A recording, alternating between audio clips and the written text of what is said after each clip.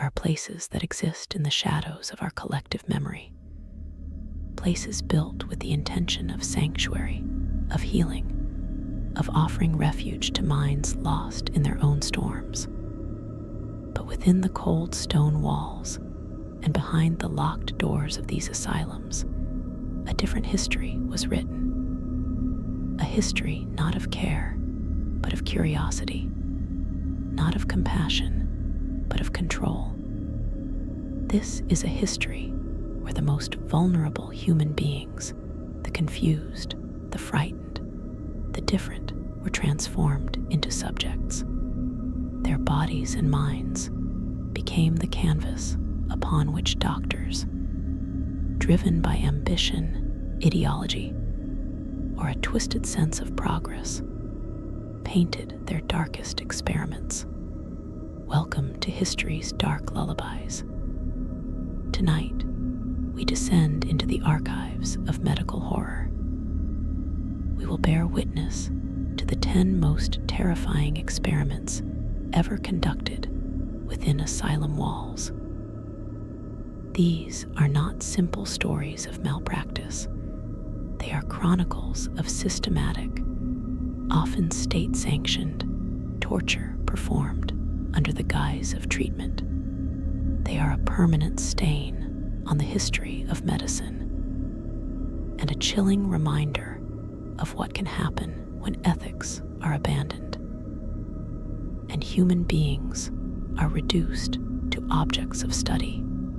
If you are prepared to confront this darkness, to understand the depths of human suffering inflicted in the name of science, then support this channel by liking and subscribing. But only if you believe that these stories, however horrifying, must never be forgotten. And as we begin this long and difficult journey, I want you to hold one question in your mind. Where does the quest for knowledge end and the descent into evil begin? Let me know your thoughts in the comments. Now find a comfortable position. Dim your lights.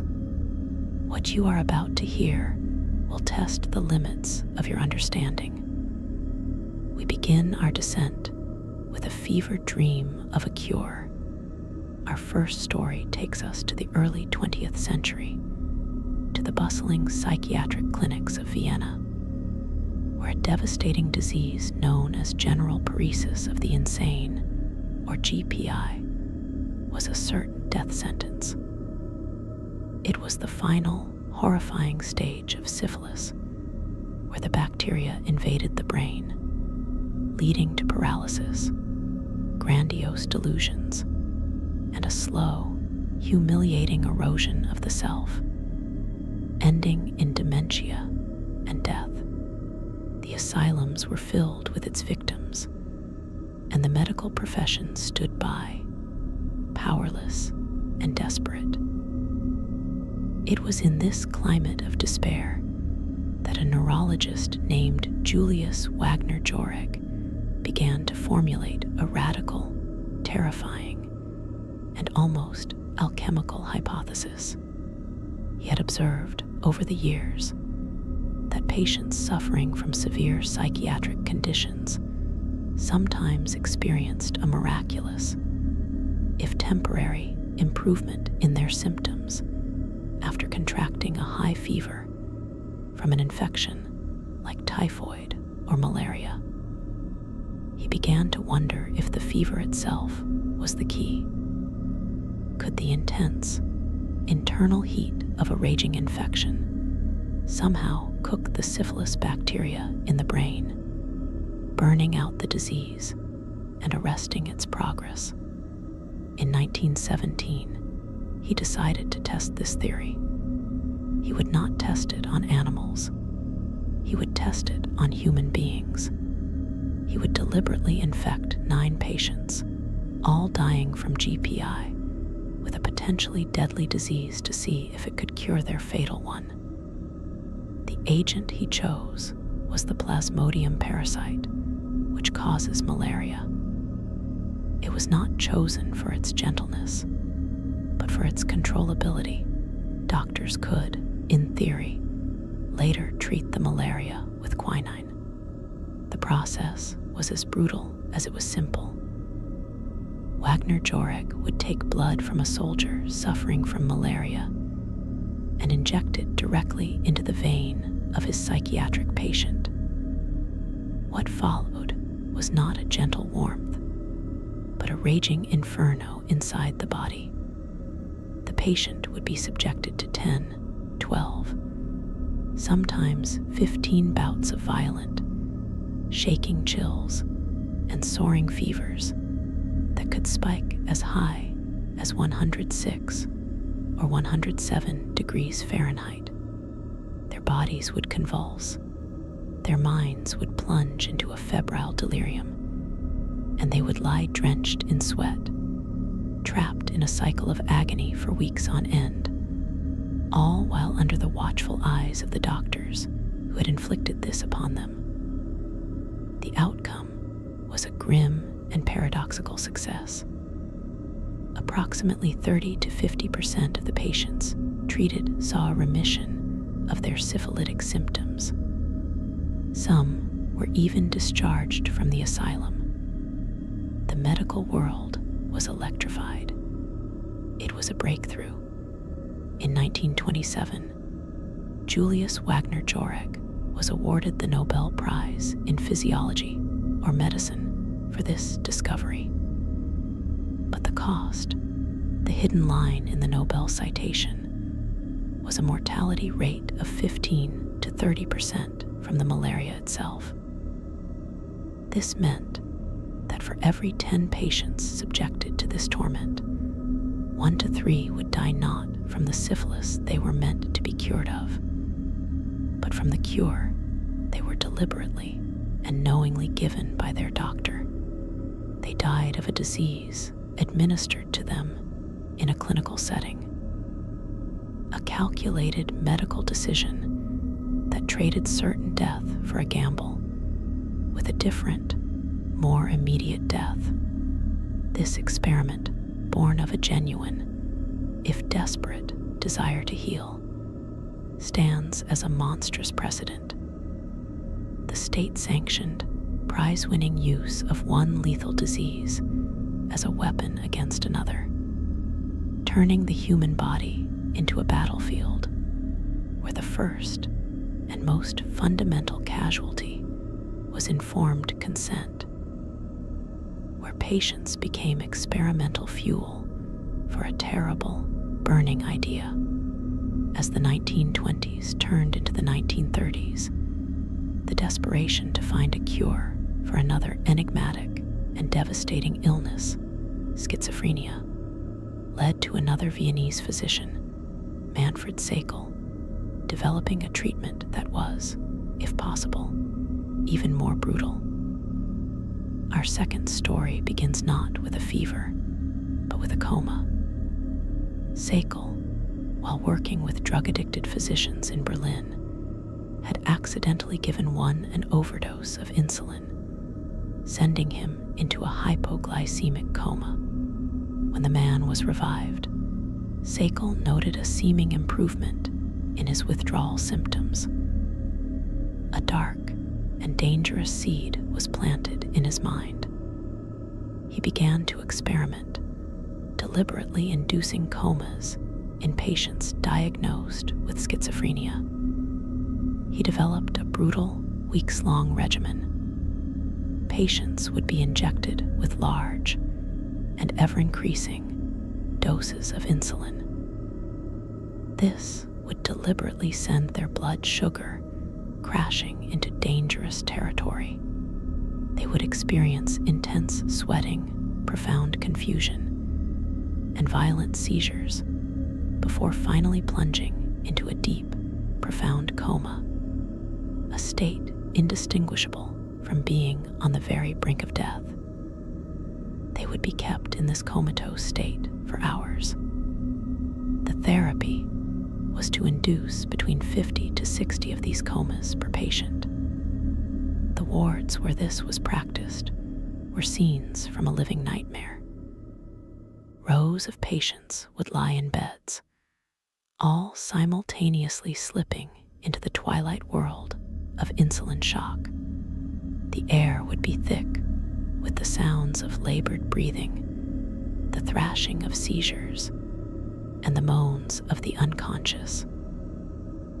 Nurses and doctors would move among them like ghosts, monitoring their vital signs, waiting for the precise moment to intervene before a coma turned fatal. The revival process was itself a violent and invasive procedure, often involving the forced administration of a sugary solution through a nasal tube directly into the stomach. The theory, if it can be called that, was that this profound neurological shock would somehow reboot the brain, jolting it out of its psychotic state and wiping the slate clean. Reports from the time described success, but the definition was loose and the long-term follow-ups were poor.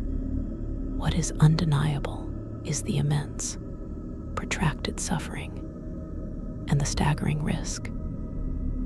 Patients frequently experienced permanent brain damage from the repeated oxygen deprivation caused by the comas and seizures. The mortality rate was estimated to be as high as 5%. For decades, this practice was a cornerstone of psychiatric treatment in hospitals around the world, a testament to the terrifying principle that if you bring a patient close enough to death, over and over again, you might somehow scare their illness away. It was a calculated, medicalized form of torture, performed thousands of times on desperate, non-consenting individuals who had placed their trust in the hands of their physicians, only to be subjected to a cycle of near-death experiences, all in the name of a cure that was as elusive as it was destructive. If insulin coma therapy was a systemic shock to the entire biological system, then our third story represents a targeted physical strike at the very seat of human personality.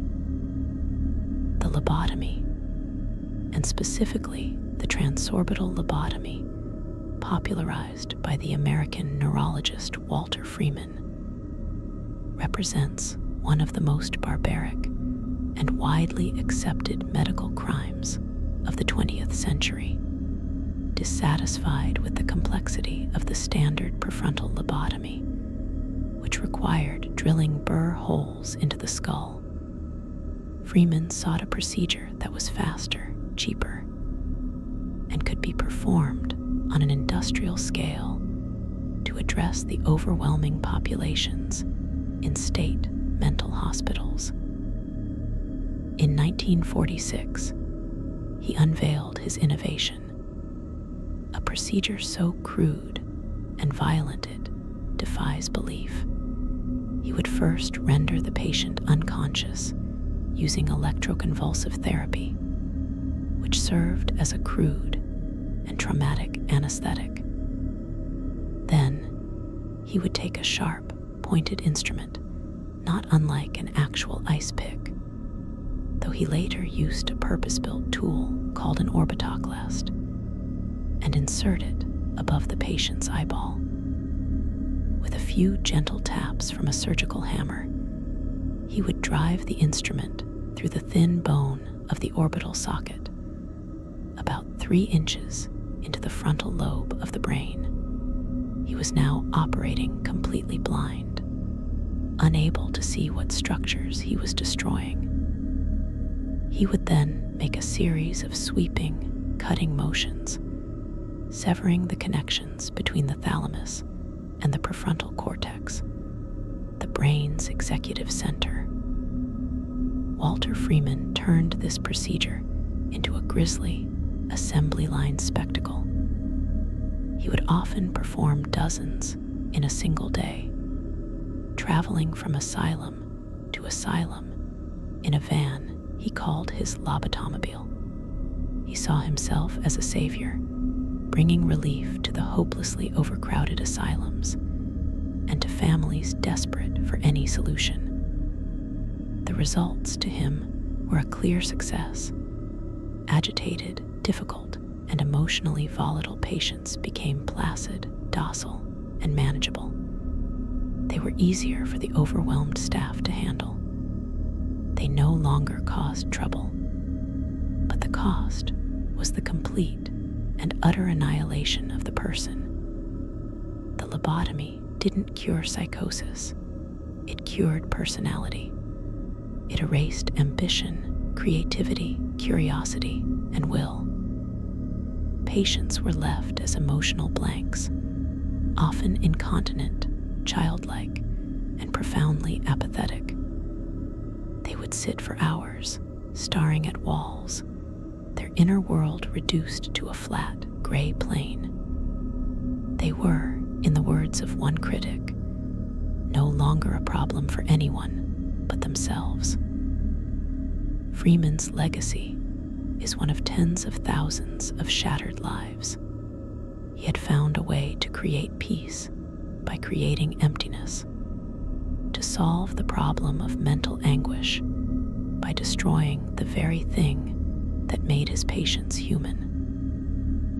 That this practice was not only accepted, but celebrated for a time, stands as a permanent warning about the seductive danger of simple solutions to complex problems and the catastrophic cost of confusing tranquility with healing.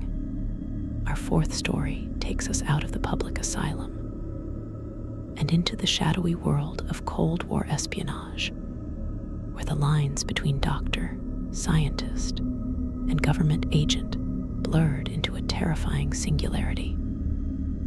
The mid-20th century was an era of intense paranoia, and the Central Intelligence Agency was desperate to master the art of mind control. This led to the creation of a vast, illegal, and deeply unethical human research program known as MK-Ultra. Its most disturbing sub-projects were conducted not in black sites overseas, but in reputable institutions, most notoriously at the Allen Memorial Institute in Montreal, run by the charismatic Dr. Ewan Cameron. Funded by the CIA, Cameron believed he could not just treat, but completely erase and reprogram the human psyche. He called his process psychic driving. Patients who came to him with conditions like anxiety, depression, or postpartum depression had no idea they were about to become unwitting guinea pigs in a government experiment. Cameron's regimen was a multifaceted assault on the self. He subjected patients to prolonged sensory deprivation, forcing them to wear opaque goggles, thick gloves, and headphones, playing constant, monotonous noise for weeks, sometimes months, on end. He placed them into drug-induced comas for up to 86 days at a time, a brutal technique he called depatterning, using a cocktail of sedatives and frequent electroconvulsive therapy. While the patients were in this vulnerable, semi-conscious state, tape recordings of negative messages would be played for hours on loop, a form of psychological programming designed to break down their existing personalities. Once they were deemed sufficiently wiped clean, the process would reverse, and they would be bombarded with positive messages, an attempt to build a new, compliant personality from the rubble. The result was catastrophic, irreversible damage. Patients lost their memories, their identities, their ability to speak, read, or control their bodily functions. They were returned to their families as hollowed-out shells, their minds and lives utterly destroyed. When the MK Ultra program was finally exposed in the 1970s, the CIA systematically destroyed most of its records, ensuring the full scope of the suffering, and the number of victims would never be known. This experiment represents the ultimate corruption of the healing profession, where the doctor became an agent of the state. The asylum, a clandestine laboratory, and the quest for knowledge, a license for what can only be described as psychological murder, all hidden behind a veil of national security and scientific progress. But one need not look to shadowy government conspiracies to find cruelty masquerading as science. Our fifth story is a testament to how even the most innocent settings can become chambers of horror. In 1939, in a humble orphanage in Davenport, Iowa, a young and ambitious speech pathologist named Wendell Johnson launched what would later be dubbed the Monster Study. Johnson, who himself struggled with a stutter, was determined to prove his theory that stuttering was not a neurological condition, but a learned behavior that could be induced through psychological pressure. To test this, he and his graduate student, Mary Tudor, selected 22 orphan children. They were divided into two groups. One group, the control, received positive speech therapy and was praised for their fluency. The other group, the experimental subjects, became victims of a relentless and calculated psychological assault. These children, who spoke perfectly normally, were told they were stutterers. Every slight hesitation, every repetition normal for a developing child, was seized upon and criticized. They were told to watch their speech, that they were developing a serious problem, that they must stop speaking so poorly. The effect was immediate and devastating. The children in this negative therapy group became anxious, withdrawn, and painfully self-conscious. They began to develop genuine speech pathologies, their natural fluency shattered by the constant negative reinforcement and the terror of being wrong. They had been psychologically tortured to prove an academic point. The experiment was a success in the most horrifying way possible. It proved that stuttering could be induced in normal children. But the cost was the childhoods of those 22 orphans.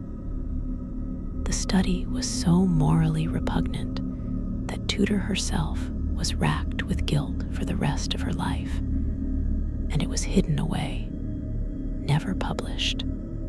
Its full, damaging extent only came to light decades later, revealing a legacy of lifelong psychological scars for its unwitting subjects. The Monster Study serves as a chilling reminder that the white coat is not a guarantee of goodness, and that the desire for academic acclaim can sometimes justify the destruction of the most vulnerable among us. The horrors we have witnessed so far, the fever cures, the induced comas, the ice picked to the brain, the mind control experiments, the psychological torture of children, are but the first layer of this nightmare. The history of these institutions is a deep and dark we have only just begun to plumb its depths. The pursuit of order, of control, of a simplistic solution to the profound mystery of mental illness led to practices that were not merely misguided, but were systematic, institutionalized cruelty. We continue our descent. Our sixth story is one of confinement, of the weaponization of isolation itself. For centuries, within asylum walls, seclusion and physical restraint were not merely last resort measures for managing violent outbursts. They were studied, formalized, and prescribed as therapeutic treatments in their own right. The underlying theory was deceptively simple. By isolating a patient from all external sensory input, or by physically immobilizing their body, you could break the chaotic cycle of their madness and force a state of calm. This was not a hidden, punitive abuse, but a documented and studied medical practice.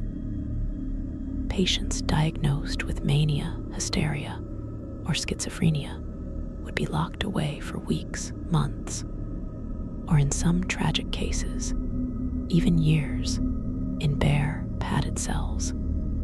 These rooms were often devoid of any feature: no windows, no furniture, no personal effects. The goal was sensory deprivation, to create a void so absolute that the internal storm of the mind would have nothing to feed upon, and would, theoretically, subside. The psychological toll of this was catastrophic. Human beings, starved of social contact, stimulation, and sensory feedback, would often deteriorate further, descending into profound hallucinations, catatonia, or uncontrollable rage. Alongside seclusion, a vast arsenal of restraint devices was developed and employed. The most infamous of these was the tranquilizer chair, designed by Benjamin Rush, a founding father of the United States, and a physician hailed as the father of American psychiatry. In this device, patients were strapped into a wooden chair, their head locked in a cage-like box, their arms and legs secured with leather straps, and a bucket placed beneath them for waste. They would be left in this position for endless hours, completely immobilized. The theory was that this would reduce sensory input and calm the irritated nervous system. In reality, it was a tool of profound physical and psychological domination, a method of enforcing docility not through understanding or medication, but through the utter subjugation of the body and the systematic crushing of the human spirit. These practices, which we would now recognize as torture, were for generations considered cutting-edge psychiatric treatment. A chilling example of how the architecture of care itself can be perverted into an instrument of relentless control, pushing the human body even closer to the absolute brink of death, was the foundation of our seventh story. The deep sleep therapy practiced most notoriously by Dr. William Sargent in the United Kingdom and later, with even deadlier consequences, by Dr. Harry Bailey at the Chelmsford Private Hospital in Sydney, Australia. This therapy was based on a terrifyingly simplistic premise that the brain, if placed into a prolonged state of deep rest, could somehow reset itself, erasing the pathological patterns of mental illness. The process involved placing psychiatric patients into a barbiturate-induced coma for weeks, and in some cases, even months at a time. Patients were rendered unconscious with massive doses of drugs, fed through nasal tubes, and kept in a state of suspended animation. The wards where this was practiced were eerily silent, save for the sound of labored breathing, ghostly galleries of the living dead, their bodies preserved, while their minds were plunged into a chemical abyss. The risks were monumental. Patients were highly susceptible to pneumonia, blood clots, and severe bed sores. Many suffered irreversible brain damage from the constant, profound sedation. The line between a therapeutic sleep and a terminal sedation was perilously thin, and it was crossed with horrifying frequency. At Chelmsford, it is estimated that dozens of patients died as a direct result of deep sleep therapy, with many more left with permanent physical and cognitive disabilities. The practice was a monstrous gamble with human life, a testament to the dangerous and arrogant belief that if a little rest was good, then a near-death slumber, a chemical mimicry of death itself, must be the ultimate cure. It was medicine playing God with the very flame of life, a practice that treated consciousness as the enemy and oblivion as the solution. Perhaps the most chillingly systematic and premeditated of all asylum experiments was our 8th story, the widespread, state-sanctioned program of forced sterilization that targeted those deemed unfit to reproduce, driven by the pseudoscience of eugenics, which gained terrifying popularity in the early 20th century. Laws were passed across the United States, in Canada, across Scandinavia, and in many other nations, allowing for the compulsory sterilization of asylum inmates, the so-called feeble-minded, the epileptic, the promiscuous, and those with hereditary illnesses. This was not a handful of rogue procedures performed by fanatical doctors. It was a mass social movement, a surgical solution to a perceived social problem, endorsed by governments, academics, and public health officials. Tens of thousands of people, often without their knowledge or without any meaningful understanding of the permanent procedure being performed on them, were rendered infertile. Vasectomies for men and tubal ligations, or even hysterectomies for women, were performed under the guise of public health, economic efficiency, and the greater good of the gene pool. The victims were almost exclusively those who could not fight back, the institutionalized, the poor, the disabled, and minorities. Their voices were silenced by their conditions and their powerlessness.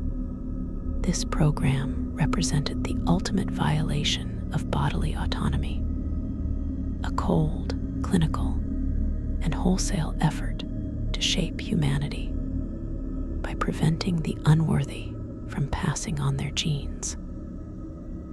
It was a policy that saw human beings not as individuals with rights, but as vessels for genetic material that could be judged and discarded. This dark shadow of the same ideology that would fuel the horrors of the Nazi Holocaust was not a European aberration. It was practiced extensively and legally throughout the democratic world, a stark reminder the tools of medicine can be easily twisted into instruments of social cleansing. When empathy is replaced by a cold, utilitarian calculus, while Walter Freeman became the public face of psychosurgery, he was building upon a foundation that had already been legitimized by the highest scientific authorities. And this brings us to our ninth story, the wider, global world of psychosurgery, pioneered by Egas Moniz.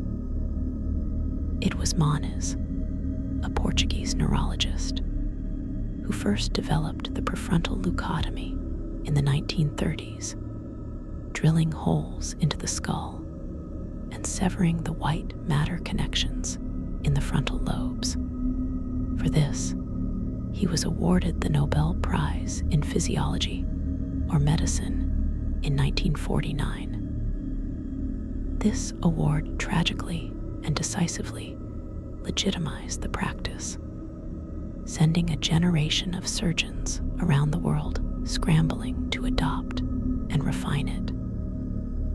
This led not only to Freeman's transorbital ice pick method, but also to a host of other, even more targeted and destructive procedures.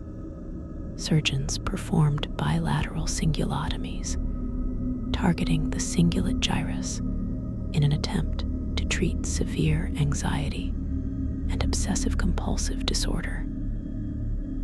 Others performed amygdalotomies, destroying parts of the brain's amygdala in an effort to control aggression. Capsulotomies, thalamotomies, the list is long and horrifying. Each of these procedures was a permanent, irreversible alteration of the brain's complex and delicate wiring, a shot in the dark based on a crude and incomplete understanding of neuroscience. The results were wildly unpredictable. While some patients saw a reduction in specific, debilitating symptoms, a devastating number were left with the classic lobotomy outcome: profound apathy, a loss of executive function, blunted emotional capacity, and a destroyed personality.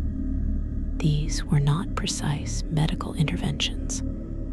They were crude acts of neurological vandalism, a desperate and destructive assault on the very organ that makes us who we are. The Nobel Prize given to Moniz hangs over this entire history like a dark star, a chilling reminder that the endorsement of the most prestigious institutions is no guarantee of ethics or humanity, and that the quest for a dramatic cure can sometimes lead the medical profession down a path of irreversible, sanctioned brutality. And we must confront our 10th and perhaps most insidious story, an experiment that reveals how the entire institution of psychiatry could be perverted to enforce social control and pathologize basic human desire. In the antebellum American South, the medical establishment was called upon to provide a scientific justification for the brutal institution of slavery. The result was the invention of a fake disease, a diagnosis created specifically for enslaved Africans. The physician Samuel A. Cartwright, in a paper presented to the Medical Association of Louisiana, described two such disorders. The first was drapetomania, a supposed mental illness whose sole symptom was an uncontrollable urge to run away from slavery.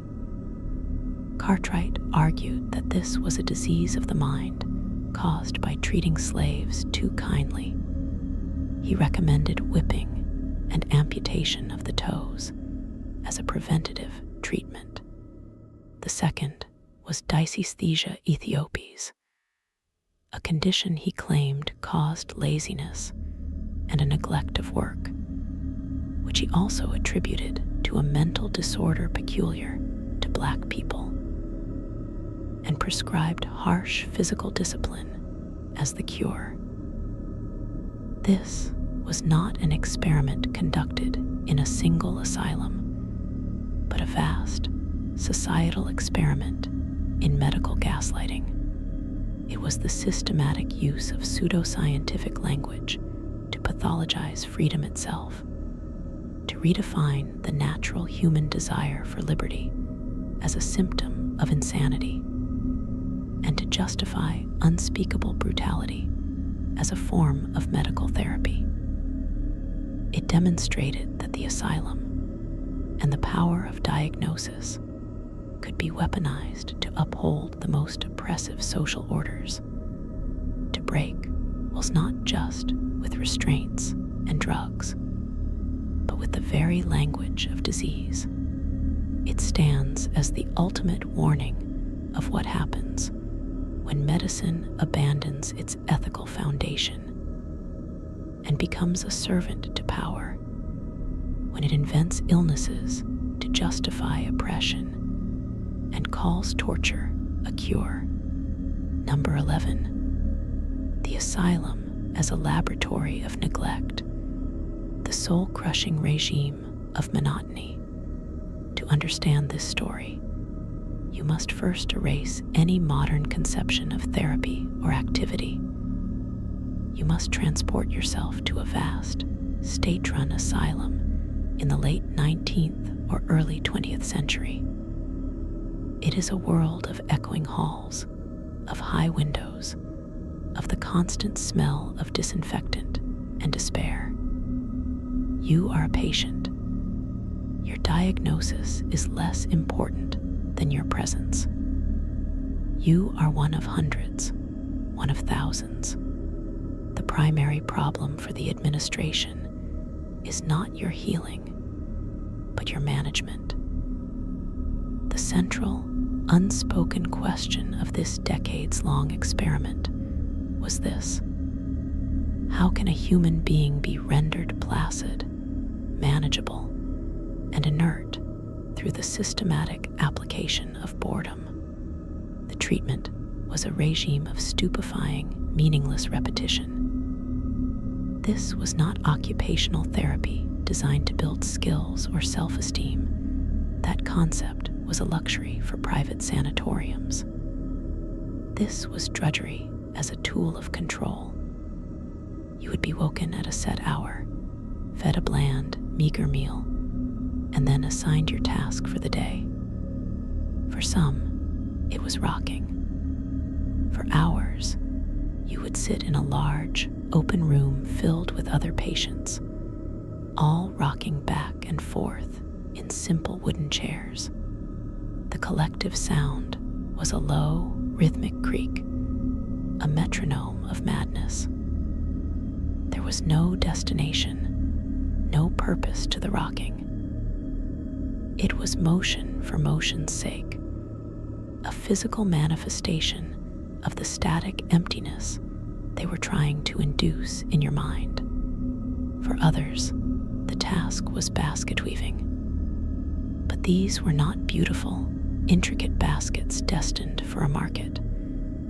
They were crude, simple constructs. You would be given reeds and a pattern, and you would weave the same basket over and over and over. A basket would be completed, only to be torn apart by an attendant so you could begin again. The goal was not the product.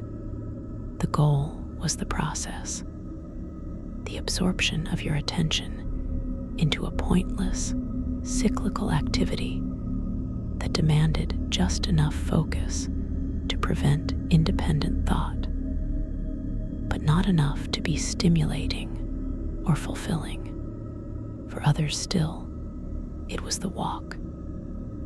Patients were marched in silent, shuffling lines around the grounds of the asylum, a procession of the lost, their eyes downcast, their movement dictated not by desire, but by routine. They walked not for exercise or pleasure, but to pass the time, to physically expend energy that might otherwise be turned into agitation or protest. The psychological impact of this sustained, deliberate monotony was a unique form of destruction. It was not the dramatic shattering of a lobotomy, but a slow, granular erosion of the self. Without novelty, without challenge, without personal agency, the human mind begins to turn inward on itself. Memories of life outside the walls grew fuzzy, distant, like a dream. Personal ambitions, the quirks of personality, the small desires that make us who we are, all of these were sanded away by the endless, gray routine. Patients developed what was known as institutional neurosis, a state of profound apathy, resignation, and dependency. They lost the ability to initiate action, to make simple choices, to care for themselves. They became passive, hollowed-out vessels, their individuality replaced by a blank, institutional identity. They were, in the most terrible sense, perfect patients. They were quiet. They were obedient. They were no trouble. This was the success of the experiment. The data point was the silent ward. The result was a human being broken not by violence, but by nothingness. It proved that the spirit could be killed with a whisper, with the slow, relentless drip of empty time. It was a cruelty of omission, a testament to the fact that one of the most effective ways to destroy a person is to systematically starve them of everything that makes life worth living. Number 12. The silent scourge malnutrition as unspoken policy and unwitting experiment. Now we must turn to the body, to the very fuel of life. In the same vast, underfunded asylums, the food provided was a central part of the control mechanism. This was not merely bad cooking or budgetary constraint.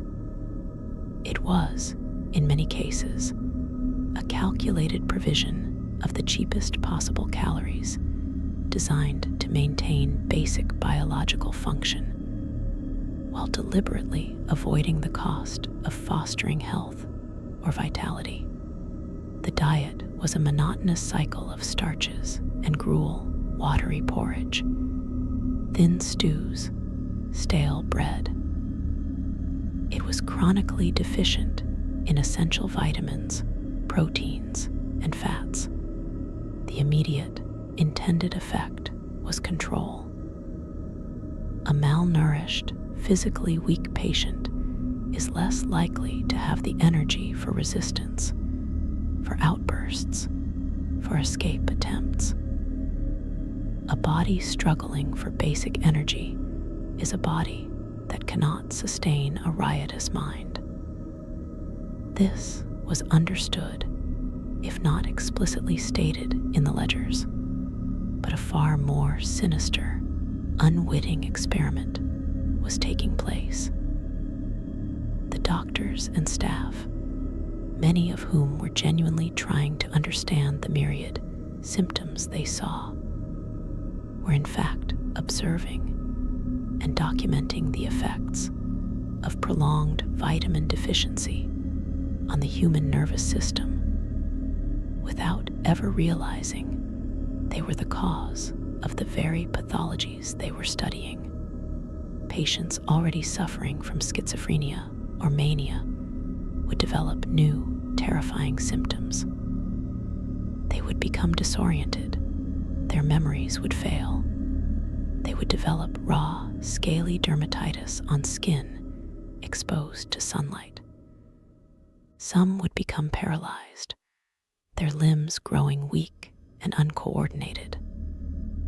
Others would exhibit a peculiar, uncontrolled movement of the eyes, or descend into a state of profound confusion and aggression. The physicians, their vision narrowed by their diagnostic paradigms, would see this not as pellagra, a disease caused by a lack of niacin and tryptophan or beriberi, caused by a lack of thiamine. They would diagnose it as a new, more severe phase of the patient's original insanity. They would meticulously record these new symptoms in the patient's chart, seeing them as data points in the natural progression of madness. The treatment for this worsening condition was often more confinement, more restraint, or a more aggressive application of the era's brutal physical therapies. They were, in effect, conducting a massive, uncontrolled, and tragically misinterpreted nutritional study. The asylum became a laboratory where the effects of starvation on the brain were laid bare.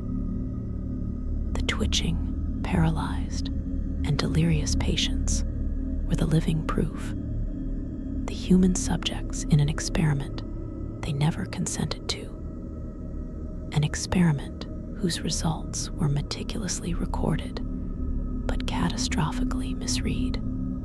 The true horror lies in the realization that for decades, the medical understanding of mental deterioration was grotesquely contaminated by the silent, iatrogenic scourge of institutional starvation. Number 13. The pedagogy of terror, fear, and humiliation as clinical tools, beyond the slow violence of neglect and malnutrition.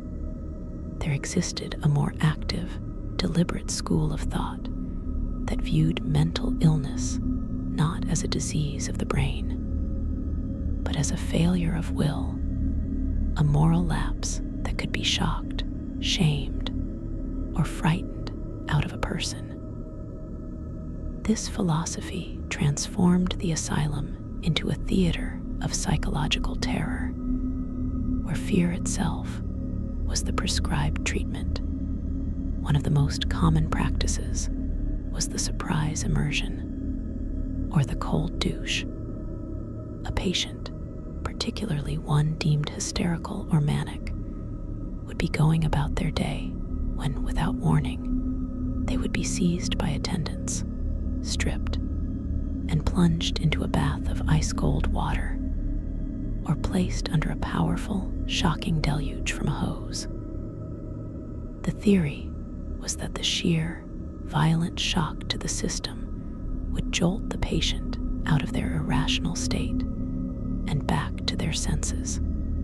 The experience was one of pure, primal terror, a gasping, panicked struggle for air, the seizing of muscles in the freezing water, the utter vulnerability and violation of the act. It was not a cure, it was a punishment, a demonstration of raw power designed to break the will through the infliction of overwhelming physical fear. Another instrument of terror was the rotational chair. Patients would be strapped into a chair, often with a hood over their head, and then spun at high velocities. The goal was to induce extreme vertigo and nausea, to disorient the mind so completely that its errant patterns would be scrambled. The patient would vomit, lose consciousness, and awaken confused and physically devastated. Proponents believed this reset the brain. In reality, it was a brutal form of torture that left patients with lasting trauma and a profound fear of their caregivers. Perhaps the most insidious practice was the use of public humiliation as a corrective tool. Patients who exhibited behaviors deemed undesirable sexual expression, anger, grief, would be made into examples. They might be forced to wear signs around their neck detailing their sins. They would be put on display during rounds, their symptoms pointed out and discussed in front of other patients and medical students as if they were a specimen in a jar. Their personal letters, their private delusions, would be read aloud for mockery or clinical analysis. This was a systematic experiment in behavioral conditioning through shame. It was based on the hypothesis that a person could be socially embarrassed into sanity. The data collected was the visible cringe of a patient, their downward glance, their silenced voice.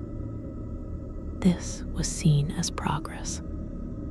This practice systematically destroyed the trust between patient and physician, teaching the individual that their inner world was not a private sanctuary, but a public exhibit for judgment and ridicule.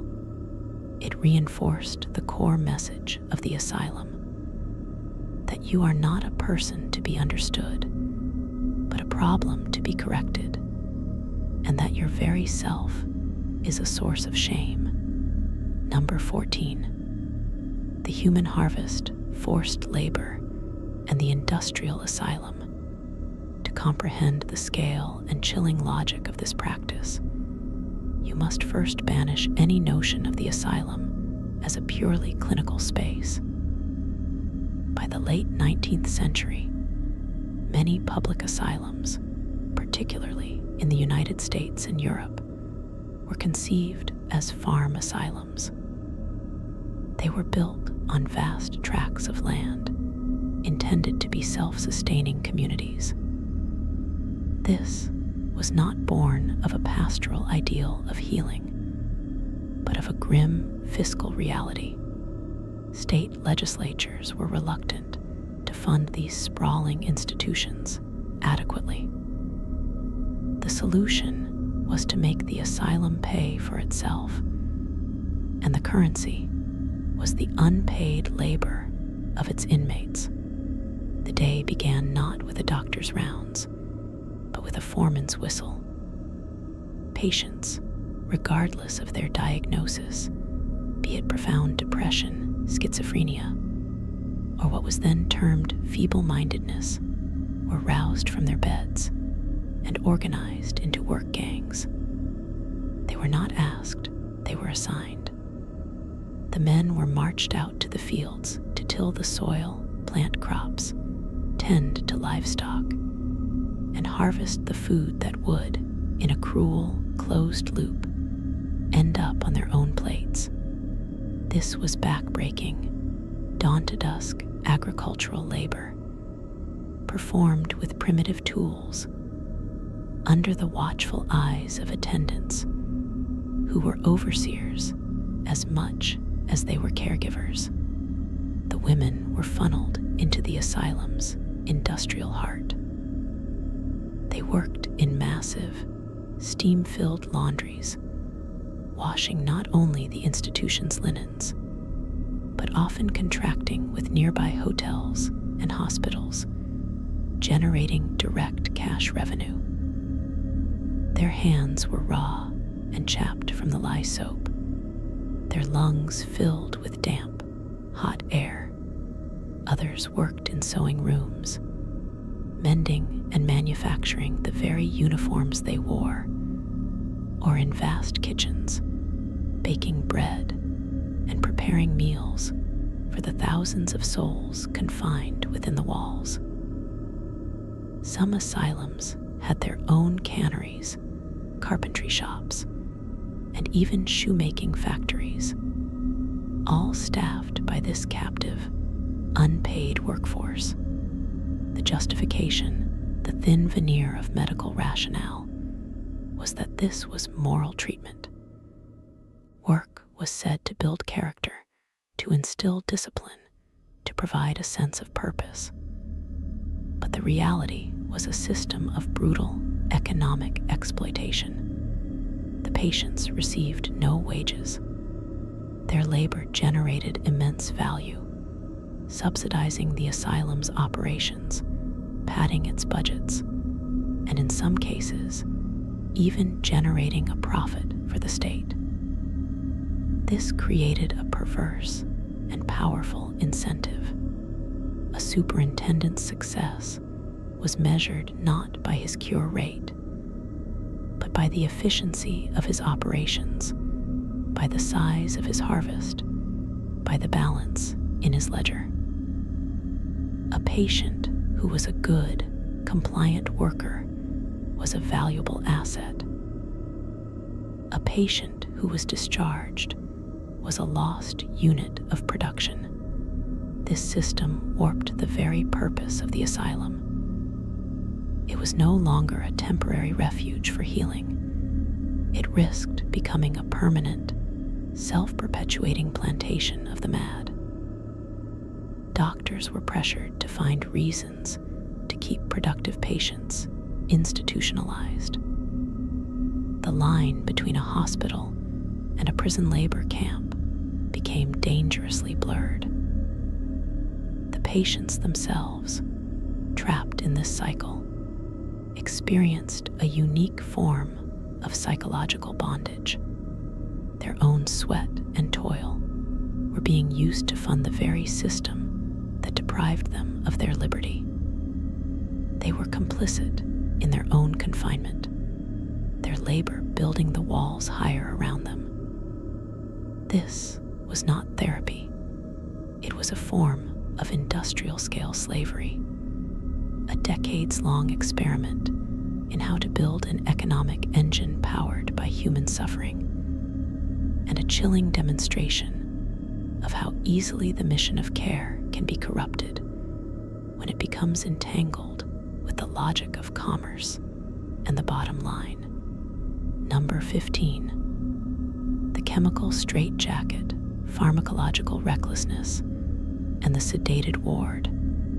Before the advent of thorazine in the 1950s, which ushered in the first era of modern antipsychotics, the asylum's pharmacy was a chaotic and terrifying arsenal. The primary goal was not nuanced chemical intervention to restore mental balance, but simple, blunt force sedation. The ideal patient was a quiet patient, and a deep, drug-induced stupor was the most efficient way to achieve silence on a massive scale.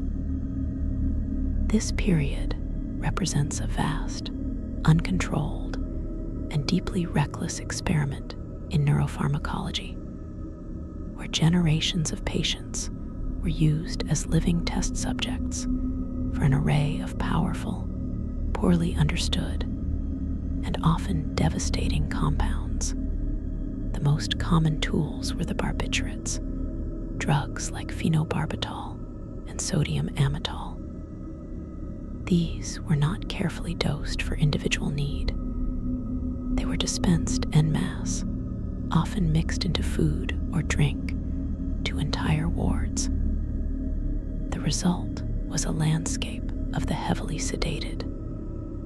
Patients would spend their days in a groggy, shuffling haze, slumped in chairs or lying in their beds, their minds clouded, their movements slow and uncoordinated. They were physically present, but mentally absent, their consciousness chemically suppressed. The wards were quiet, but it was the silence of a chemical graveyard.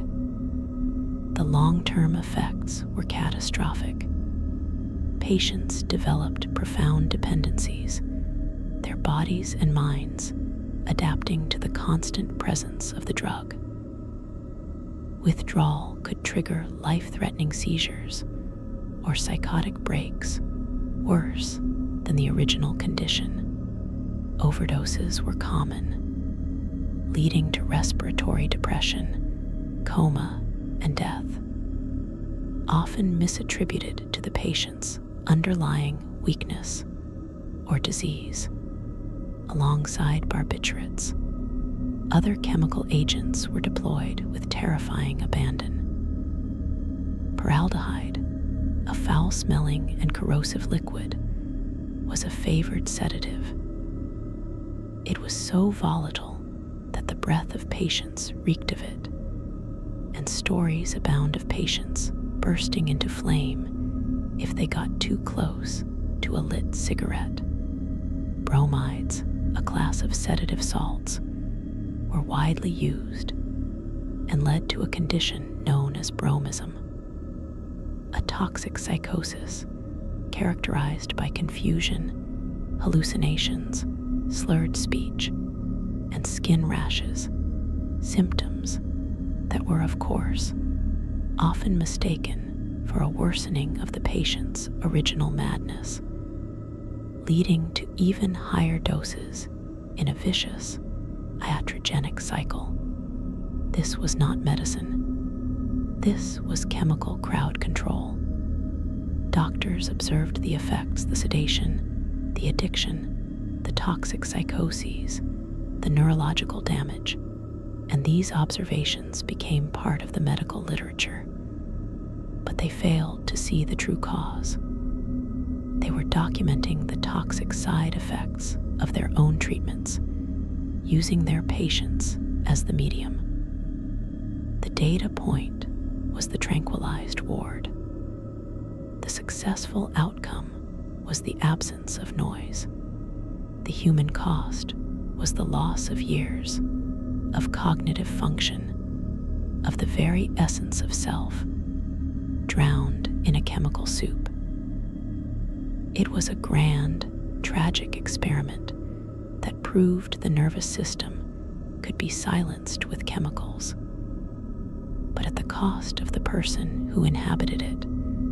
A brutal lesson in the difference between a quiet mind and a peaceful one. Number 16. The coffin of the conscious, the Utica crib, and the architecture of immobility. While drugs could cloud the mind and labor could exhaust the body, the asylum's most literal and visceral tool of restraint was the Utica crib. To understand its horror, you must visualize it not as a medical device, but as a piece of furniture designed for a specific, chilling purpose: to bury a living person without the finality of death. Patented in the 1840s at the New York State Asylum in Utica, it was essentially a bed-sized wooden box, resembling a child's crib, but with a hinged, slatted lid that could be latched shut from the outside. A patient deemed violent, suicidal, or simply unmanageable would be placed inside this wooden cage. The lid would be closed and locked. The slats allowed for some air and a dim view of the ceiling, but prevented the occupant from sitting up, turning over, or engaging with the world in any meaningful way. They were entombed in a state of conscious, claustrophobic paralysis. They would lie in this confined space for hours, sometimes days, forced to urinate and defecate on themselves. The smell adding another layer of degradation to the profound physical discomfort and psychological terror, promoted as a humane alternative to straitjackets or chains, which could chafe the skin. The Utica crib was in fact a device of exquisite psychological torture. It induced a primal, overwhelming fear of confinement, of being buried alive.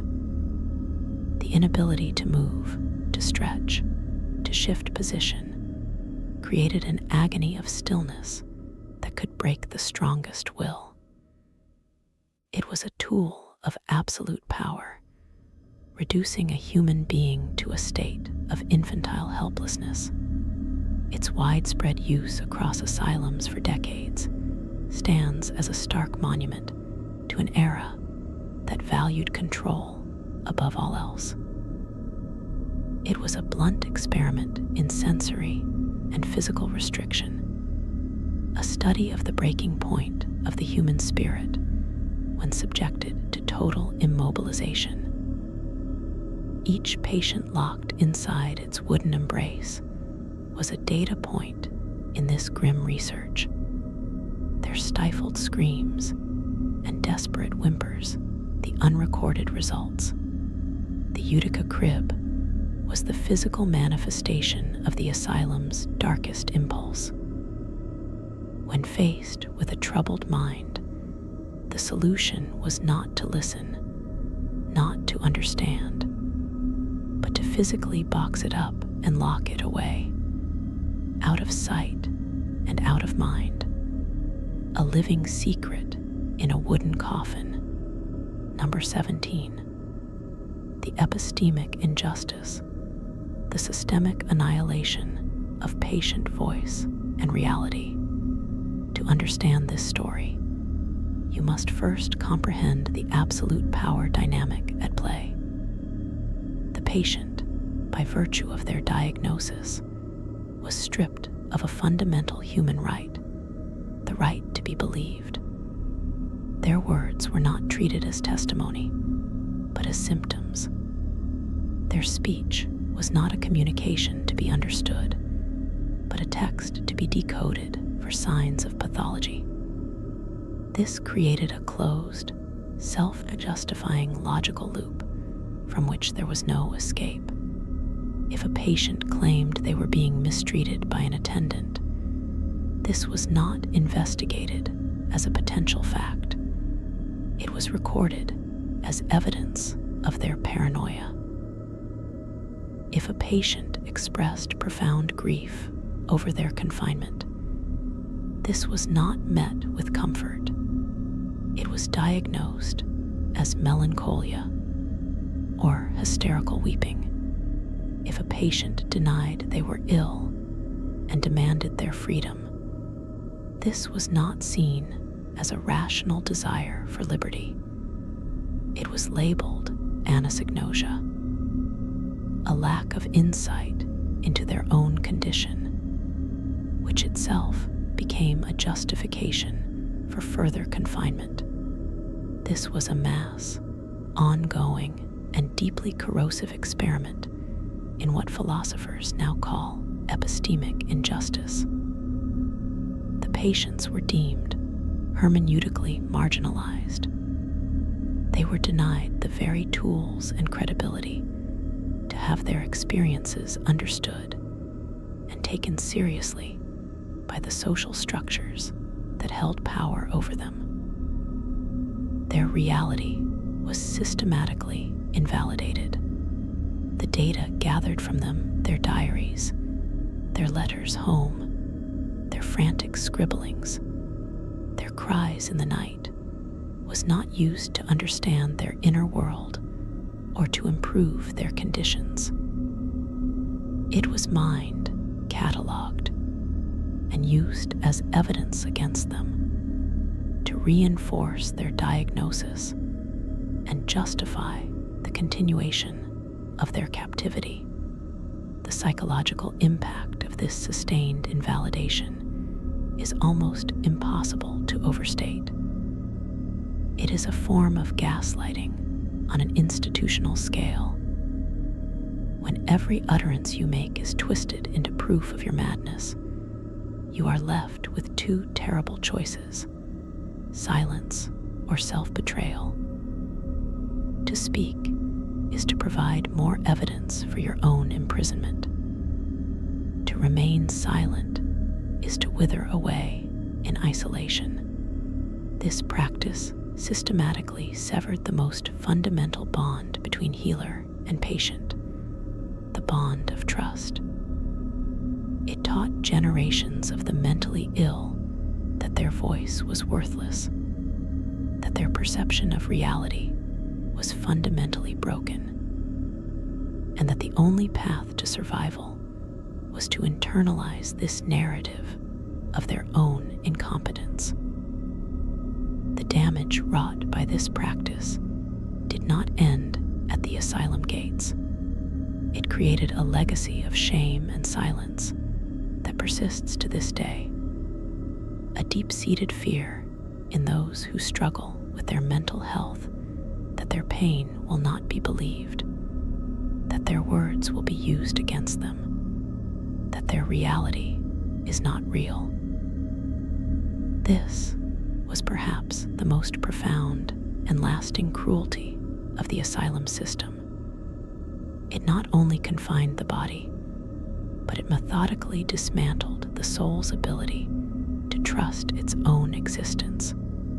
Number 18. The hydrotherapy regime, the drowning cure, and the torment of water. Water, the source of life, was perverted into a tool of relentless physical and psychological control through a suite of practices collectively known as hydrotherapy. This was not a relaxing bath. It was a calculated, often brutal application of water in various forms to pacify and punish the unruly body and mind. The theories behind it were a bizarre blend of pseudophysiology and sheer domination, and its implementation was a daily theater of suffering. One of the most common practices was the continuous bath.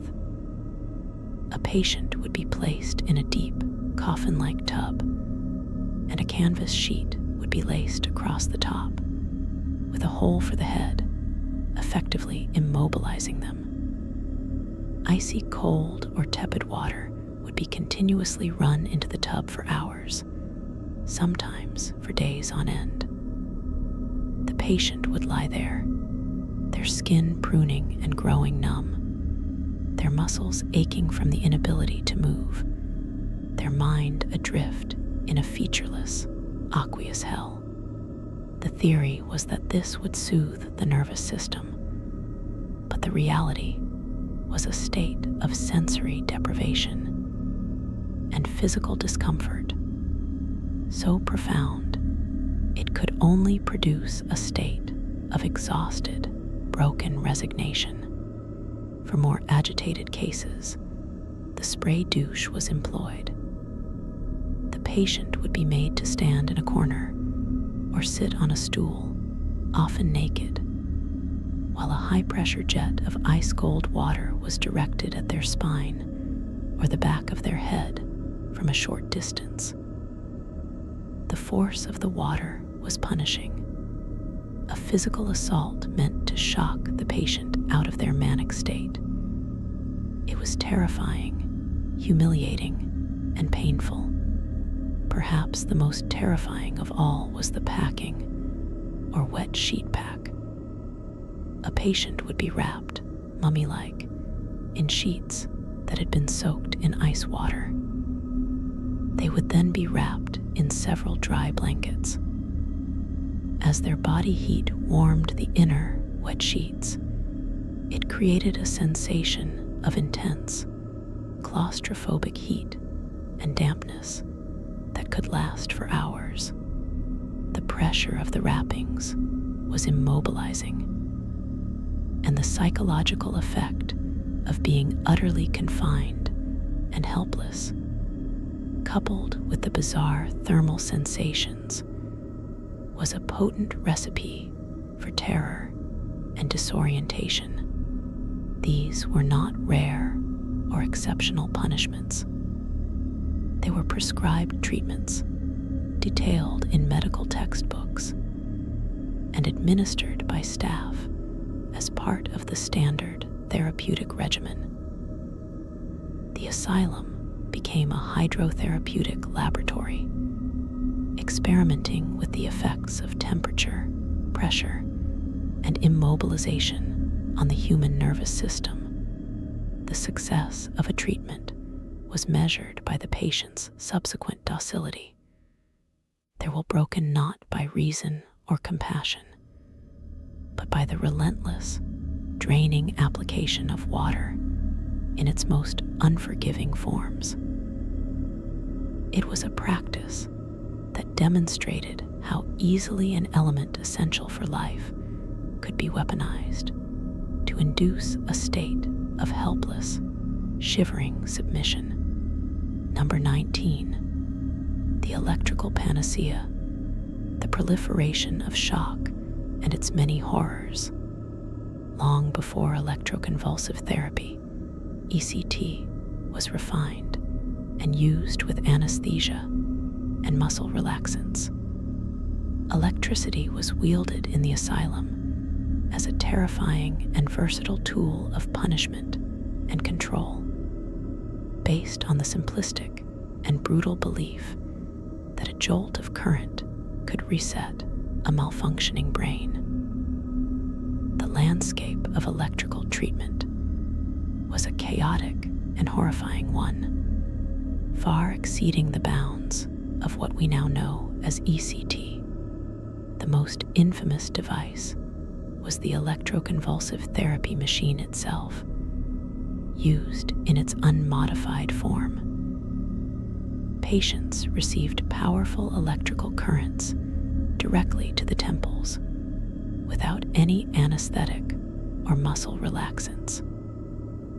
The result was not a controlled seizure, but a violent, full-body convulsion so intense it could fracture vertebrae, break teeth, and tear muscles. Patients would awake from this trauma confused, terrified, and with no memory of the procedure, only the lingering ache of their injuries, and a deep, primal fear of the treatment room. It was a medicalized version of a lightning strike, and it was used liberally and repeatedly on a vast scale. But the creativity of electrical torment did not end there. Lesser-known devices abounded. The ferratic brush was a handheld instrument that delivered a continuous, low-level, painful shock. It would be brushed over a patient's body, particularly the face or hands, as a form of aversion therapy, or simply as a punitive measure for uncooperative behavior. The galvanic bath immersed patients in water through which a mild electrical current was passed, creating a pervasive, tingling, and painful sensation throughout the entire body. The underlying science was a monstrous caricature of neurology. Doctors operated on the belief that bad neural pathways needed to be shocked into oblivion, that hysterical paralysis could be jolted away, that depression was a static charge that needed discharging. The asylum became a grand, gruesome laboratory for testing the effects of electricity on human behavior and cognition. The data was the patient's flinching body, their cry of pain, their subsequent state of stunned silence. The widespread and often indiscriminate use of electrical shock represents one of the most blatant examples of medical torture in the asylum's history. A period where the raw power of electricity was harnessed not to heal, but to dominate, to punish, and to break the will through the infliction of overwhelming and terrifying physical pain. Number 20. The moral contagion, the diagnostic weaponization of femininity and sexuality. The final story in our descent is one that reveals how the asylum was used as a tool of social control, specifically to enforce rigid and oppressive gender norms. In the 19th and early 20th centuries, the diagnosis of hysteria became a catch-all pathology used to incarcerate women who dared to step outside the narrow confines of prescribed femininity. The very biology of womanhood was pathologized. A woman exhibiting sexual desire was nymphomaniac. A woman who rejected the advances of her husband was frigid and in need of treatment. A woman who was overly intellectual, ambitious, or assertive was hysterical. The asylum became the dumping ground for women who were inconvenient, rebellious, or simply different. The treatments for these conditions were often gynecological in nature and staggeringly brutal. One common cure for hysteria and nymphomania was clitoridectomy, the surgical removal of the clitoris. This was performed to extinguish female sexual pleasure, which was seen as the root cause of their mental disturbance. Other practices included pelvic massage, performed by physicians to induce hysterical paroxysm, orgasm, as a means of releasing pent-up tensions, a grotesque and violating procedure that blurred the line between treatment and sexual abuse. For more general hysteria, the rest cure was prescribed, popularized by Dr. S. Weir Mitchell.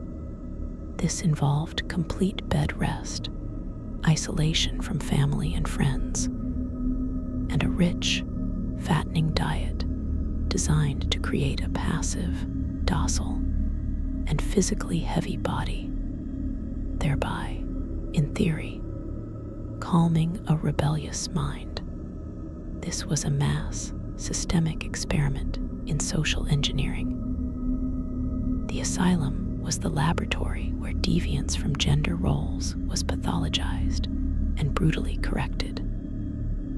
The data point was a compliant wife, a silent daughter, a woman who no longer troubled the social order. The lives destroyed were those of countless women whose only crime was to possess a personality, an intellect, or a sexuality that did not conform to the stifling expectations of their time. This practice stands as a stark reminder that the asylum was never a neutral scientific space. It was a reflection of society's deepest prejudices and fears, and its power to diagnose and treat was often a weapon used to punish those who challenged the status quo, ensuring that the walls of the asylum contained not just the mentally ill, but the socially inconvenient, forever marking this institution as a tool of oppression as much as one of medicine. Number 21. The legacy of lost names, the systemic erasure of identity, and the creation of the case number. Before we can speak of treatments, we must speak of the first and most fundamental violence, the destruction of identity. Upon entering the asylum, you ceased to be John or Mary or Samuel. You became case 2847. Your personal clothing was taken away and replaced with a uniform, often coarse and ill-fitting, erasing your personal taste and socioeconomic background. Your personal effects, a locket, a letter, a book, were confiscated. Your hair might be cut short in a standardized fashion, a practice justified as hygienic, but which served to further homogenize the population. Your name was rarely used by staff. You were referred to by your diagnosis or your room number. This was not an administrative convenience. It was a deliberate, systematic process of de-individuation. The goal was to break your connection to the person you were outside the walls. The man who was a father, a carpenter, a lover of poetry was now the paretic in Ward C. The woman who was a mother, a gardener, a singer was now the hysteric in the restraint chair. This erasure was the necessary precondition for all that followed. It is difficult to inflict brutal therapies upon a person, upon John. It is far easier to perform them upon a case file, upon a diagnosis, upon 2847. This systematic stripping of identity was the first and most profound experiment of the asylum. An inquiry into how quickly and thoroughly the human spirit could be unmoored from its sense of self, proving that before you can control a mind, you must first destroy its name. Number 22. The architecture of despair. How walls, locks, and bars were themselves the experiment. The very bricks and mortar of the asylum were not passive containers. They were active components of the therapeutic, or rather, anti-therapeutic regime. The architecture was deliberately designed to induce a sense of powerlessness, surveillance, and perpetual confinement. Corridors were long, sterile, and echoing, making any sound of distress seem isolated and hopeless. Windows were placed high on walls, offering only a sliver of sky, a constant reminder of the world from which you were excluded. Doors were heavy, locked, and operated only by staff, establishing their absolute control over your movement. The panopticon design, inspired by prisons, was employed in some institutions, with a central monitoring station from which all wards could be observed. You never knew if you were being watched, so you internalized the gaze of your captors, policing your own behavior.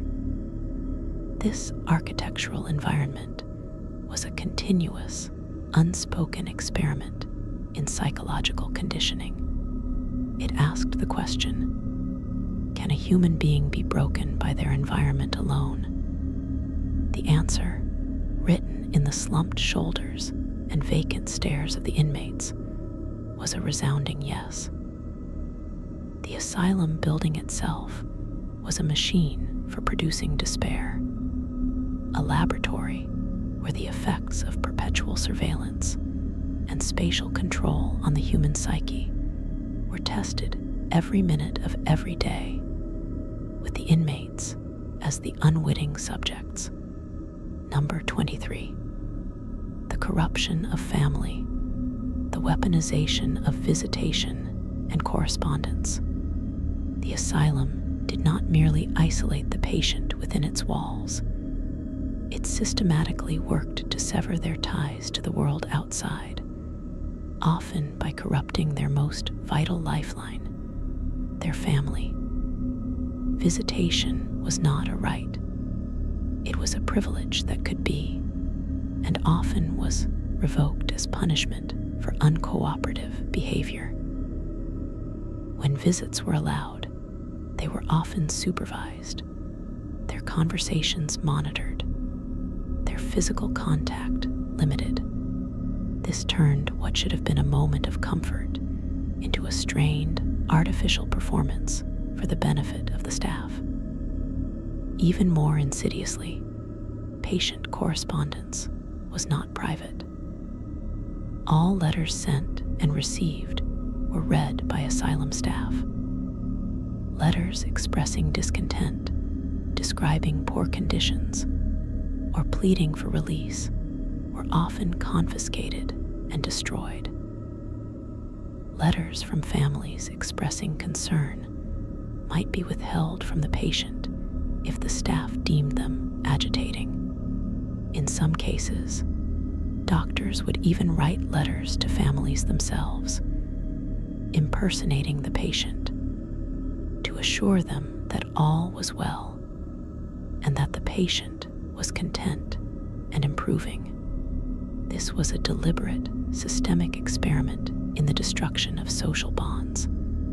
It sought to answer, how completely can a person be isolated from their support network? The result was a profound, manufactured loneliness. Patients, cut off from the validating love of their families, became more dependent on the institution, more vulnerable to its narratives, and more broken in spirit. The asylum became not just their prison, but their entire world, and the staff their only arbiters of reality. Number 24. The post-mortem harvest, the autopsy, as the final, non-consensual experiment. The ultimate violation often occurred after death. Autopsies were routine, and consent from the deceased or their family was rarely, if ever, sought. The bodies of asylum inmates were treated as a final resource, a harvest of pathological data. The brain of the melancholic was dissected in search of the physical seat of sorrow. The nervous system of the hysteric was probed for anatomical flaws. The goal was to find the physical proof of the diseases they had diagnosed in life, to validate their theories and treatments posthumously. This practice turned the morgue into the asylum's most truthful and most terrible laboratory. Here, in the cold silence, the final experiment was conducted. It was an experiment that sought to find madness in the flesh, to reduce a lifetime of suffering, often exacerbated by the institution itself, to a lesion, a tumor, a malformation. In doing so, it committed the final act of dehumanization, transforming a human being, even in death, into a mere specimen, a collection of tissues to be labeled and stored in a jar, their humanity erased one last time in the name of a science that had failed them in life. This post-mortem exploitation stands as the final, chilling testament to the asylum's view of its inhabitants, not as people, but as puzzles to be solved, even if it meant disassembling them after they had already been broken. Number 25. The economy of cruelty. How underfunding and overcrowding became a de facto experiment in suffering. To understand the 25th story, you must first abandon any notion of the asylum as a place where medical decisions were made in sterile, clinical isolation. The single greatest determining factor in the daily experience of millions of patients was not a doctor's diagnosis, but a state legislature's budget. Chronic, deliberate underfunding, coupled with legally mandated admission policies that flooded asylums with the unwanted, the elderly, the epileptic, the developmentally disabled, the socially inconvenient, created a perfect storm of human misery. Wards designed for 50 patients housed 200. 2 attendants were responsible for the care, feeding, and control of 100 souls. The result was not merely poor care.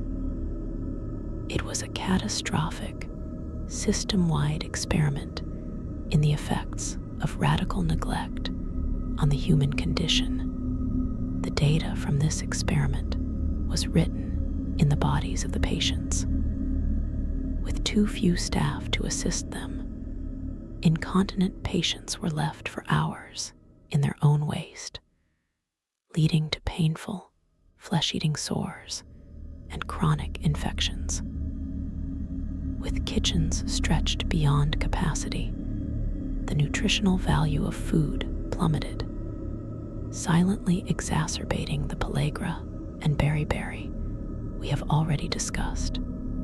With no time for individual attention, the sole therapeutic tool became the sedative dispensed not to treat, but to chemically pacify an overwhelming population into a manageable silence. This was not a failure of the system. In a grotesque way, it was the system. The success of a superintendent was measured by his ability to maintain a semblance of order with criminally insufficient resources. The experiment was this: what is the absolute minimum investment required to keep a human being alive, contained, and quiet? The answer, played out over decades, was a level of suffering so profound it defies measurement. It proved that a society could build institutions to warehouse its unwanted, and through the simple, cruel arithmetic of underfunding and overcrowding, transform those institutions into factories of despair, all while maintaining the public fiction of providing care. Number 26. The theatrics of cure public demonstrations and the performance of medical power. In the 18th and 19th centuries, the asylum was not a closed world. It was, in part, a public theater. On visiting days, curious citizens, aspiring physicians, and even tourists would pay to walk the wards and observe the lunatics. More chillingly, doctors would often stage public demonstrations of their cures. A patient, often a young woman diagnosed with hysteria, would be put on display.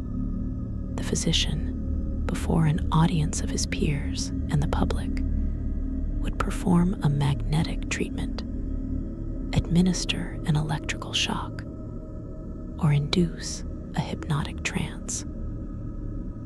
The goal was to demonstrate the physician's power over the chaotic female body and mind, to provide a visible, dramatic narrative of madness being subdued by scientific authority. This was a live experiment in social control, performed on a vulnerable, non-consenting subject.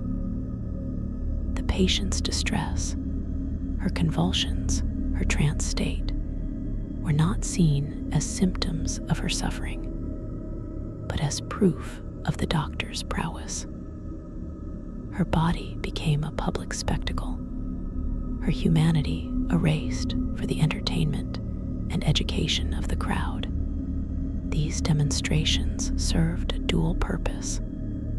They reinforced the authority of the medical profession, and they provided a terrifying object lesson to the public about the consequences of deviating from social norms. The message was clear: step out of line, and this could be you stripped of your dignity, your autonomy, and your right to privacy, transformed into a living exhibit in the Museum of Madness. This practice weaponized public spectacle, using the shame and terror of the individual to reinforce the social order for the many. Number 27. The colonial laboratory, exporting Western psychiatry and erasing indigenous healing. The horrors of the asylum were not confined to Europe and North America. The 27th story is one of colonial imposition, where the Western model of the mental hospital was exported across the globe as a tool of control and a symbol of civilization. in colonized nations in Africa, Asia, and the Pacific, indigenous understanding of mental and spiritual distress, often seen as interconnected with community, ancestors, and the natural world, were systematically pathologized and dismissed as superstition. Traditional healers were marginalized and their practices criminalized. In their place, the colonial authorities built asylums. These institutions became laboratories for the imposition of a Western, individualistic, and biological model of the mind. Patients who might have been treated within their communities with rituals, herbs, and social reintegration were instead locked away, isolated, and subjected to the same brutal treatments, restraints, sedatives, isolation that were in vogue in the West. This was a massive, uncontrolled experiment in cultural erasure. It asked, can you pathologize an entire culture's understanding of the human experience? The result was a double trauma.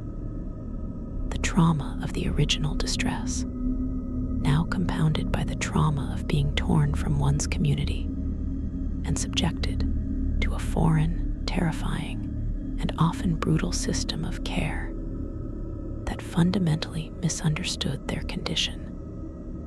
The legacy of this colonial psychiatry is a deep and enduring mistrust of mental health services in many communities, a wound inflicted by an institution that was not designed to heal them, but to control and civilize them. Number 28. The ghosts in the records, the lost stories of the incurables, and the chronically ill. For all the thousands of case files that survive, the most profound silence belongs to those deemed incurable. These were the patients for whom the fever therapy failed, the insulin comas did nothing, the lobotomy created a void rather than peace. They were the ones who languished in the back wards for 30, 40, 50 years. Their stories are largely absent from the medical literature, which favored tales of dramatic, if dubious, cures. Their existence was an administrative fact, not a medical narrative.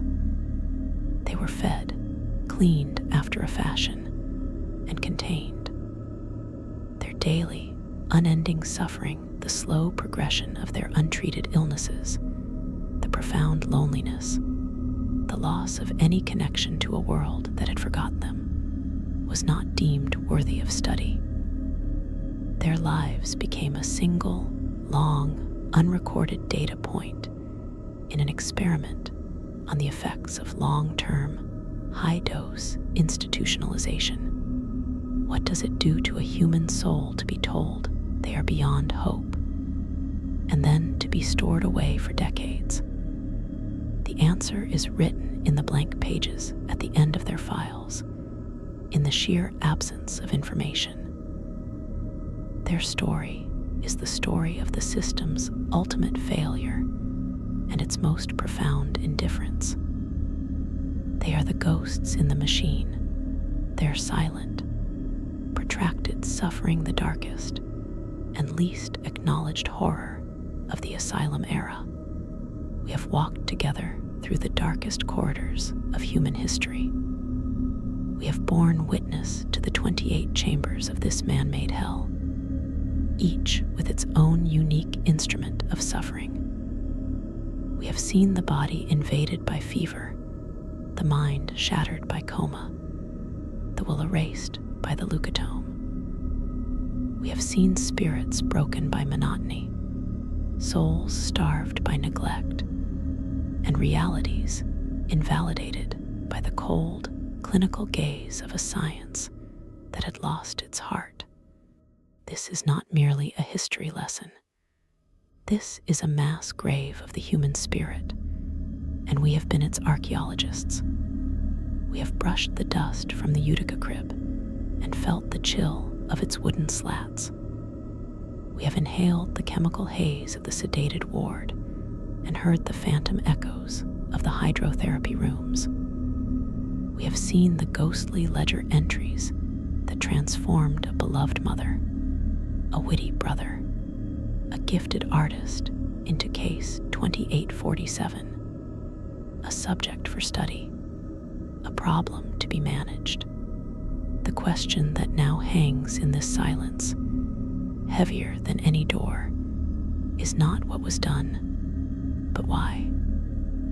How could such a vast, systematic architecture of cruelty be built and maintained for so long, often by people who believed themselves to be healers?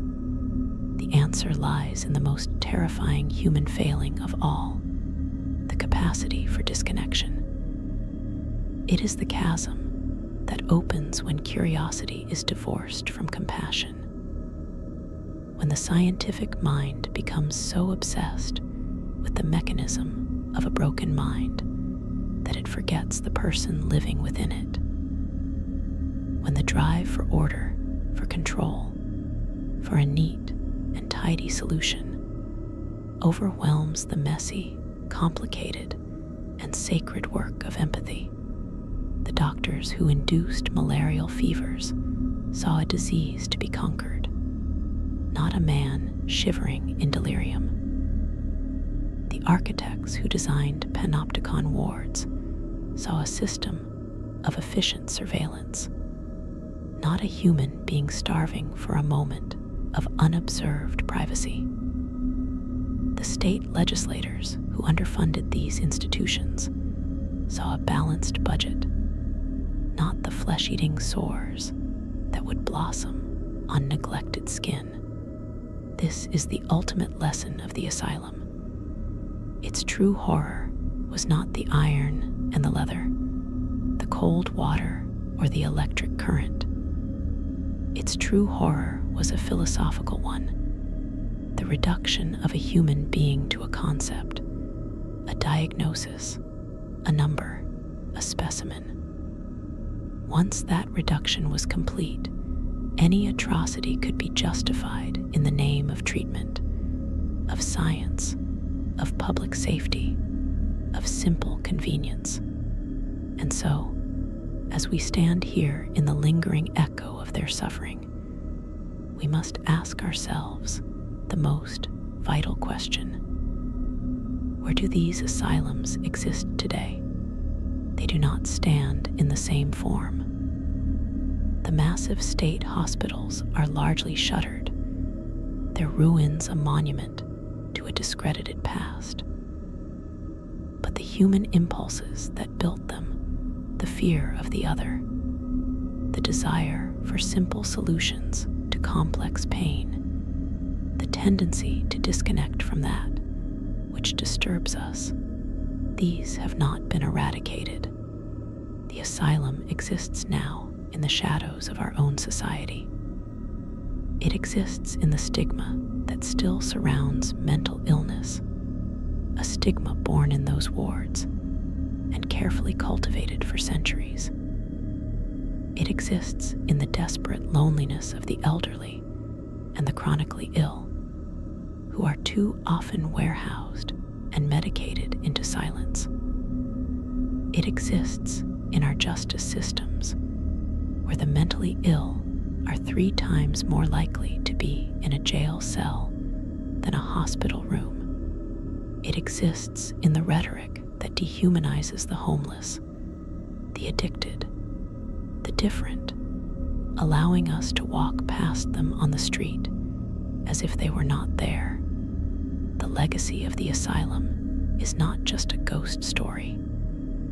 It is a living, breathing warning. A warning that the line between a sanctuary and a prison is perilously thin.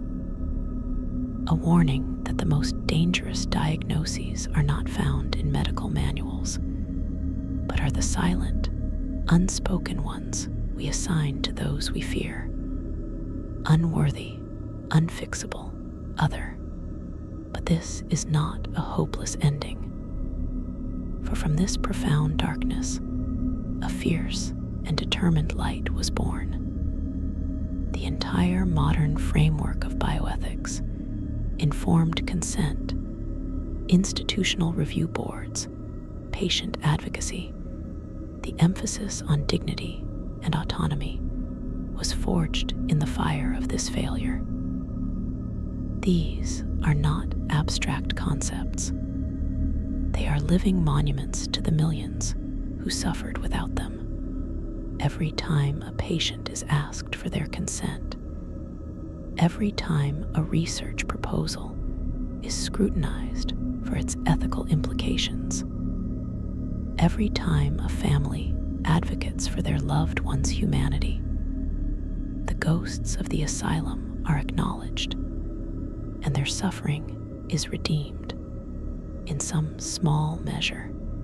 So, what is our responsibility?